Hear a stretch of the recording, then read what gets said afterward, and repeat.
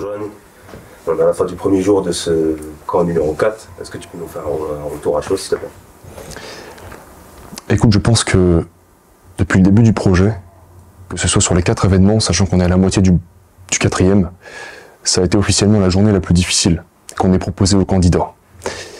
Ce dont je suis très satisfait, c'est que, une fois de plus, aucun candidat n'a cédé. Et au contraire, on est monté crescendo. J'ai, on va dire, bâti le planning de sorte à ce que ce soit de plus en plus dur au cours de cette journée. Et ce qui s'est passé, on va dire que je l'espérais secrètement, mais je doutais un peu des probabilités. Plus ça devenait dur, plus l'équipe devenait soudée, plus on était, entre guillemets, apte à surmonter les épreuves. Et je pense qu'il y a eu déjà un paquet de déclics au sein des candidats de l'équipe. Donc je suis très satisfait. Je pense que c'est l'une des meilleures journées depuis la création du camp. Forcément, erreur, essai, erreur, on corrige, on recommence, c'est un petit peu mieux, c'est un petit peu mieux. Donc je suis très satisfait. Ok, très bien. On a pu voir que cette journée avait été rythmée par différents efforts. Ça peut être des efforts cardiovasculaires comme des efforts plutôt musculaires et des bas froids. Peux-tu nous expliquer un peu, très simplement, très succinctement, comment tu as agencé ton planning, comment tu as essayé de créer une alchimie comme tu l'as fait? L'idée de cette première journée, c'est de se mettre à bout physiquement, passer par tous les muscles, de la tête aux pieds, pour pouvoir enchaîner sur la fin de la première journée et toute la deuxième, des exercices qui vont nous paraître 10 fois plus compliqués puisqu'on n'a plus l'énergie. On est courbaturé, on est vidé de toute notre énergie pour pouvoir laisser place au mental. C'est ça l'idée. Donc voilà ce qui se cachait derrière cette première journée, entre guillemets une baisse complète d'énergie pour aller taper non pas dans le physique mais dans le mental plutôt rapidement, et je pense qu'on est en plein dans le mille. Très bien, tu peux sans trop nous en dire, nous dire comment va se poursuivre, sur quel axe va se poursuivre le camp sur la journée de demain.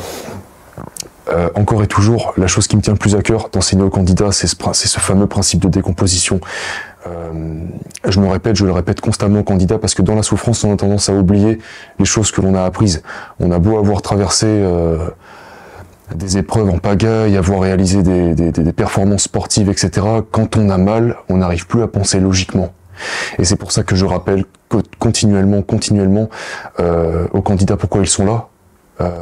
Des fois, quand il y a quelqu'un qui flanche, j'essaye, quand le moment bien sûr est apte à cela, lui demander pourquoi il est présent, le faire parler un petit peu sur ses motivations, ses raisons, pour se recentrer tout simplement, se recentrer.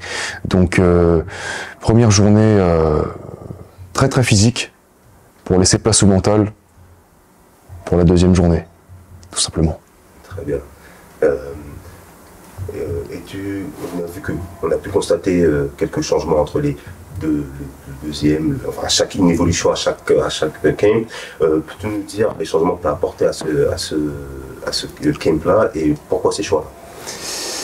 Alors, sans aucune hésitation, c'est le changement le plus radical qu'il y a eu d'un camp à l'autre. Depuis le début du projet, tout simplement, c'est pas du tout ce projet, si tu veux. Pour moi, c'est dans un premier temps un très bon moyen de me développer personnellement. C'est quelque chose que je ne suis pas du tout prédisposé à proposer à qui que ce soit en fait. Je ne suis ni coach, ni orateur. Je suis encore jeune. J'ai pas forcément prouvé quoi que ce soit dans ma vie. Gérer des gens, proposer quelque chose de cohérent, propager comme ça ces ondes positives, propager cette déclenche. C'est pas du tout à ma portée. C'est pas du tout à ma portée. Et quand j'ai eu cette idée, ça m'a effrayé. Dans un premier temps, je me sentais incapable de lancer ce projet. Par contre, et je pense que c'est un point commun que j'ai avec les candidats, que l'on a tous ici, c'est que oui, on a peur, mais on a moins peur qu'envie de réaliser la chose en question. C'est-à-dire que quand on pense à comment on pourrait se sentir une fois avoir traversé cette chose en question, finalement, ça en vaut la peine. Ça en vaut la peine. J'aurais raison de me donner cette chance, de prendre ce risque. Voilà un petit peu l'idée derrière le projet. Donc c'est personnel, je tiens à passer chaque épreuve avec les candidats pour les comprendre encore une fois. Oui, je suis le fondateur du projet, cette idée vient de moi, on a mis tout ça en place, mais je ne fais pas exception à la règle. Les choses, ici, on les pratique. En fait, c'est le seul moyen de les assimiler, je pense. Donc voilà un petit peu la vision globale du projet, pourquoi on en est là. Et donc pour en revenir à la question initiale de l'évolution du camp, je pense que une particularité que j'ai, c'est d'apprendre en échouant, plutôt qu'en réfléchissant encore et encore, qu'est-ce que je pourrais faire. Essaye, vois, teste, peut-être que c'est pas bon, ajuste, tout de suite. Essai, erreur. Et donc toutes les améliorations sont nées d'erreurs précédentes. Il y en a eu un paquet. Donc au bout arrivé à ce 4e événement, on commence à avoir un staff, des professionnels, aussi bien au niveau des caméramans, au niveau des instructeurs, qui sont d'anciens candidats, donc qui connaissent le décor, qui sont prêts à tenir ce rôle. Et donc je pense qu'on commence à être dans de très très bonnes conditions pour se développer personnellement dans tous les sens du terme. Très bien. Bon, restons un peu sur cette directive. Qu'est-ce que tu te souhaites pour les camps à venir? Qu'est-ce que tu pourrais te souhaiter comme évolution concrète, considérable pour les camps à venir? Qu'est-ce que je pourrais me souhaiter?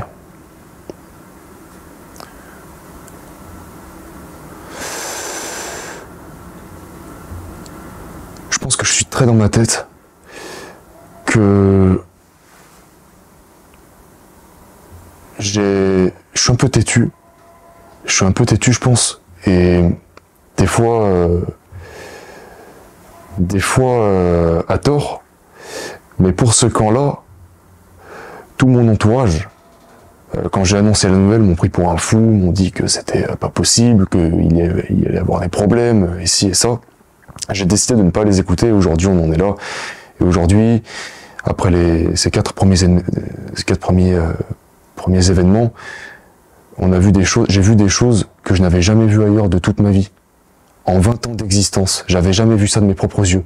Et ça fait concrètement 5 ans que je pratique vraiment différents sports à haute intensité. J'ai visité plusieurs salles, je me suis entraîné dans différents clubs, et j'ai jamais vu ça pour autant. J'ai jamais vu quelqu'un pleurer de fierté. J'ai jamais vu, dans des conditions particulières, pendant l'effort, sans récompense à la fin, juste cette chose qu'on a tous du mal à décrire, qu'on recherche maladivement presque. On sait pas ce que c'est, mais on la poursuit, cette chose. Et même si on n'arrive pas à mettre de mots dessus, je pense qu'on a tous, on se rapproche de cette chose en question. Et c'est selon moi l'essentiel, parce que c'est ce qui fait qu'à la fin, on se sent mieux, tout simplement. On se sent mieux. Je pense que pour atterrir dans un camp d'entraînement comme celui-là, il faut à la base se sentir mal. Je pense qu'il faut avoir traversé quelque chose de difficile, pour avoir cette envie brûlante de changer les choses, littéralement. Ici, c'est par la douleur. Très bien. Et tu as parlé du coup du fait que tu avais pratiqué plusieurs sports. J'ai cru comprendre que tu as pratiqué de la boxe. Penses-tu qu'il y a un parallèle un peu dans la philosophie du combattant et la philosophie des participants de ton camp? J'ai commencé la boxe à 15 ans et ce sport m'a complètement changé la vie. Avant de commencer la boxe, j'étais frustré, je me sentais très mal, je me sentais nul, j'étais seul, j'étais timide. J'avais aucune confiance en moi-même, j'avais rien réalisé forcément, donc j'étais très en colère plus contre moi-même que contre les gens, alors que j'ai subi principalement des moqueries, du harcèlement quand j'étais plus jeune, 10, 11, 12 ans, les premières années de collège. C'était les années les plus difficiles de ma vie parce que je n'étais pas encore armé. C'est-à-dire, je ne savais pas répondre physiquement, verbalement, et ça m'a saoulé en fait. Un jour, j'ai vu Rocky IV à la télé, quand j'avais peut-être 13-14 ans, et c'était la première fois que je pleurais d'inspiration devant quelque chose. Devant un film, une vidéo, peu importe.